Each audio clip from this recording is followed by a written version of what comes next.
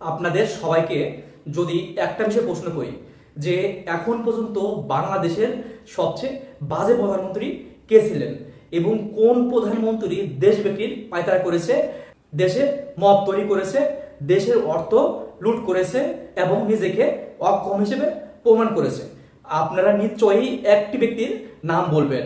সে হলো আর কেউ না, বিশ্বের শান্তিতে নোবেল পাওয়া একজন ব্যক্তি, তিনি হলেন ডক্টর ইউনূস সাহেব। এই ডক্টর ইউনূস সাহেব যে কাজগুলো করেছে, এখন পর্যন্ত বাংলাদেশের যত প্রধানমন্ত্রী আসছে কোনো প্রধানমন্ত্রী এই কাজগুলো করেনি।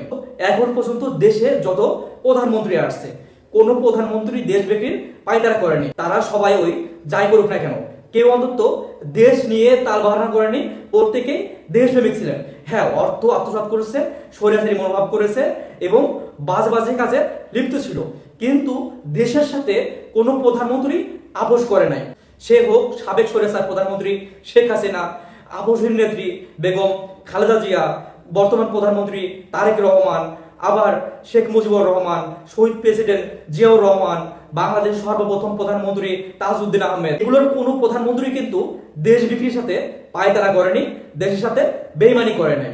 সাবেক প্রধানমন্ত্রী শেখ হাসিনা একটা কথা বলেছেন, শকুনে চোখ করেছে বাংলাদেশে, আমাদের কাছে এক টুকরো জমি যাচ্ছে, আমি যদি এক টুকরো জমি আমেরিকানদের দেই তাহলে আমি যতদিন বেঁচে আছি বাংলাদেশের প্রধানমন্ত্রী হিসেবে ততদিনই থাকতে পারবো। তিনি কিন্তু এই কথাগুলোই স্পষ্ট করে বলেছেন। কিন্তু বাংলাদেশের অপদার্থ স্বার্থলোভী ও রাজাকার প্রধানমন্ত্রীর নাম যদি উল্লেখ করতে বলা হয়, আপনারা নিঃসন্দেহে শুধুমাত্র ডক্টর ইউনূসের কথাই বলে যাবেন। সে ক্ষমতায় আসে কোন লক্ষ্যে এবং বাঙালিদের যে পং মারার জন্য তার মাথায় চিন্তা ছিল, এই 18 কোটি বাঙালি সেটা কোনো ক্রমেই বুঝতে পারেনি। সেই একের পর এক ঘটনা বাঙালিদের সাথে যে ঘটে গেছে, বাঙালি কিন্তু এখন মাথায় হাত দিচ্ছে। বাঙালিরা প্রথমে একটা জিনিস ভাবতো, ডক্টর ইউনূস সাহেব ছিলেন একজন নোবেলজয়ী ব্যক্তি, তার কোনো অর্থ সম্পদের দরকার নাই, তার শুধুমাত্র ক্ষমতায় আসা এবং জনগণের সেবা করা তার মূল উদ্দেশ্য ছিল। কিন্তু বাংলাদেশে এ পর্যন্ত যতগুলো প্রধানমন্ত্রী আসছে তারা সবাই যে কাজগুলো করেনি, ডক্টর ইউনূস সাহেব একাই তার চেয়ে এত বাজে বাজে কাজগুলো করে গেছে, যেগুলো কিন্তু আমরা প্রতিনিয়তই দেখতে পাচ্ছি এবং এর মুখোমুখি হচ্ছে। ক্ষমতার চেয়ারে বসেই ডক্টর ইউনূস সাহেব দেশ বিক্রির চুক্তিটাই করে ফেলে এবং আমেরিকানদের দেওয়া কথা সে অক্ষর অক্ষরে পালন করে। আমার দেশের সেন্ট মার্টিন, অথচ আমরা সেখানে যেতে পারি না, আমাদের যেতে প্রয়োজন হয় ভিসা পাসপোর্ট। ভাই, সেখানে কেন নিষেধাজ্ঞা থাকবে? আমার দেশের যে কোনো স্থানে আমরা নাগরিক হিসেবে যেতে পারবো। যে কাহিনীটা ডক্টর ইউনূস সাহেব করে গেছে সেগুলো একদম কিন্তু ভোলার মতো না। তার ক্ষমতায় বসার পর পরই কিন্তু মার্কিন সেনাবাহিনীরা সেন্ট মার্টিনে বিমান ওঠানামা শুরু করে। মার্কিনিরা যে গোপন কাজগুলো করে সেগুলো যেন আমরা দেখতে না পারি, এজন্যই সেন্ট মার্টিন বাঙালিদের জন্য নিষেধাজ্ঞা দিয়েছিল এবং এখন পর্যন্ত নিষেধাজ্ঞা আছে। আমার দেশের অঞ্চলে আমরা যেতে পারছি না, এর চেয়ে কষ্ট আর কি হতে পারে ভাই? জুলাই যোদ্ধাদের মৃত্যু ও রক্তের উপর দিয়ে বাংলাদেশে আসছে, সেটা কিন্তু বলার অপেক্ষা রাখে না। কিন্তু দেশে এসে 18 কোটি জনগণকে যেভাবে বোকা বানিয়েছে ও জুলাই যোদ্ধাদের যেভাবে বোকা বানিয়েছে, এখন জুলাই যোদ্ধাদের পিছনে বাস হাতে হারিকেন, তারা এ পাশেও যেতে পারছে না এবং অন্য পাশেও যেতে পারছে না। তাদের মতো কষ্টে এই মুহূর্তে অন্য কেউ নেই।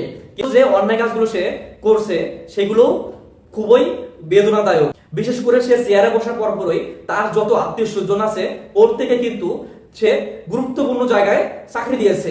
দেশের 18 কোটি জনগণ বসে বসে আঙ্গুল চুষবে, তাদের কোনো কাজ নাই এবং নিজের স্বার্থে গ্রামীণ ব্যাংকের 600 কোটি টাকা কর মুকুব করে নিয়েছে, যেগুলো ছিল একদম দেশের টাকা, যেগুলো ছিল একদম জনগণের টাকা, যেগুলো জনগণের পাওয়ার কথা ছিল, কিন্তু সেগুলো সে নিজের স্বার্থেই করে নিয়েছে।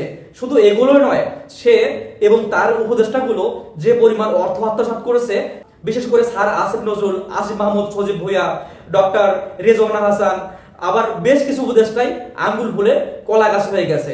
কিন্তু আমাদের বর্তমান সরকারের উচিত এই ব্যক্তিগুলোর প্রত্যেককেই দেশ ছাড়া নিষেধাজ্ঞা দিতে হবে, তারা যেন কোনো ক্রমে দেশের বাইরে যেতে না পারে। এই বিষয়টা খেয়াল রাখলে দেশের অর্থ বাইরে যেতে পারবে না। এদেরকে ডিম থেরাপি দিলে অর্থগুলো ঠিকভাবেই ফিরিয়ে নিয়ে আসবে। এটি শুধুমাত্র আমি চাই না, এটা দেশের প্রত্যেকটি জনগণই চায়। আবার আমেরিকানদের মন রক্ষা করতে মাইলস্টোন স্কুল অ্যান্ড কলেজের যে বিমান দুর্ঘটনা ঘটাইছে সেটি কিন্তু ছিল একদম পরিকল্পিতভাবে। কারণ একটাই, আমেরিকানদের দিয়ে আসা কথা অনুযায়ী বাংলাদেশের বিমান কিনতে হবে। অন্যান্য দেশের বিমান খুব সংকীর্ণ জায়গায় ওঠানামার জন্য কিন্তু খুবই কষ্ট হয় এবং চাইলেও ওঠানামা করতে পারে না, যেটি প্রমাণ হিসাবে দেখিয়ে দিয়েছেন ডক্টর ইউনূস সাহেব মাইলস্টোন বিমানের দুর্ঘটনার কাহিনী। তারা এমন কিছু করেছে, বাংলাদেশের এই বিমানটা চাইলেও ঢাকা শহরের মধ্যে যতটুকু জায়গা আছে এই জায়গায় ক্যাপচার করতে পারবে না, নামতে পারবে না এবং উঠতে পারবে না। এমন কিছু মাস্টার মাইন্ড এবং এমন কিছু ইঞ্জিনিয়ারিং করে আকাশে বিমান উড্ডয়ন করে যাতে করে এই দুর্ঘটনা হয়ে যায় এবং সে জনগণকে দেখাতে পারে যে অন্য কোনো দেশের বিমান আর আমাদের কেনা যাবে না। আমাদের কিনতে হবে এমন কিছু বিমান যে বিমানগুলো অল্প কিছু জায়গাতে উঠতে পারে এবং নামতে পারে। এই দুর্ঘটনা তার একটা চাক্ষুষ প্রমাণ। আবার আমেরিকানদের মন রক্ষার্থে এমন কিছু অবৈধ চুক্তি করে গেছে যে চুক্তিগুলো ছিল একদমই অযৌক্তিক। কারণ আমার দেশ কেন আমেরিকান থেকে খাদ্যদ্রব্য কিনতে হবে? আমার দেশের কেন আমেরিকানদের কাছ থেকে পোশাক কিনতে হবে? যে খাদ্যদ্রব্য, যে পোশাক, যে বিমান আমরা চীন অথবা পার্শ্ববর্তী দেশ থেকেও কিনতে পারি এবং এখানে করে আমাদের বেশ অর্থ কিন্তু বেঁচে যেত। আবার আমেরিকানদের কাছ থেকে যে বিমান, যে কাঁচামাল, যে পণ্যদ্রব্য আমরা কিনছি সেগুলো ছিল উচ্চ শুল্কে এবং অন্যান্য দেশের থেকে অনেক বেশি দামে। এই কাঁচামালগুলো যদি আমরা রাশিয়া থেকে কেনাকাটা করতাম তাহলে কিন্তু আমাদের অনেক রিজার্ভই বেঁচে যেত, যেগুলোর কারণে আমার দেশ কিন্তু বর্তমানে খুবই সংকটময় অবস্থায় আছে এবং দেশের সরকারকে খুবই কষ্টের সাথে দেশ পরিচালনা করতে হচ্ছে। বিষয়টা কিন্তু খুবই দুঃখজনক। আমার ভিডিওর সাথে এবং আমার কথাগুলোর সাথে যদি আপনার মত মিলে যায়, ভিডিওটি অন্য কাউকে শেয়ার করে দিবেন এবং পরবর্তী ভিডিও পেতে চ্যানেলটি সাবস্ক্রাইব করে সঙ্গে থাকবেন। ভালো থাকবেন।